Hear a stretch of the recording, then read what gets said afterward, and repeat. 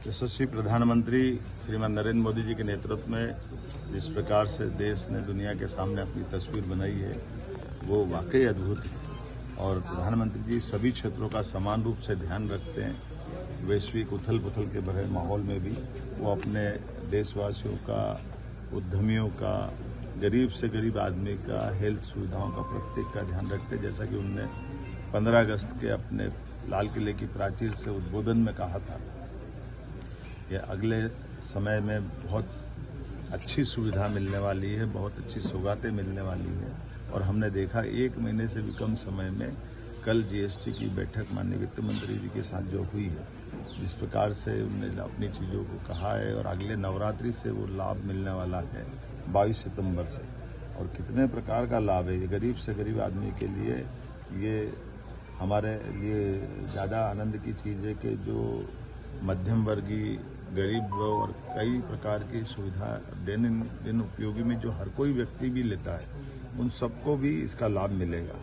अब जैसे हमारे अपने किसानों को लाभ मिलने के लिए भारतीय रोटी, पराठा, खाकरा, पनीर, छेना, ये कई प्रकार की चीज़ें हमारे यहाँ से निर्यात भी होती हैं। ऐसे में इनको मदद करने के लिए इनका निर्यात बढ़ा करके किसानों के जीवन की बेहतरी के लिए जो प्रयास किया है, जिसका 5% से घटा करके इसका स्लैब 0% किया है। शिक्षण सामग्री, शिक्षक खास करके नक्शे, chart, globe, pencil, sharpener, crayons, pastel, copy, notebook, ये हर विद्यार्थी के जीवन में अत्यंत आवश्यक होती है।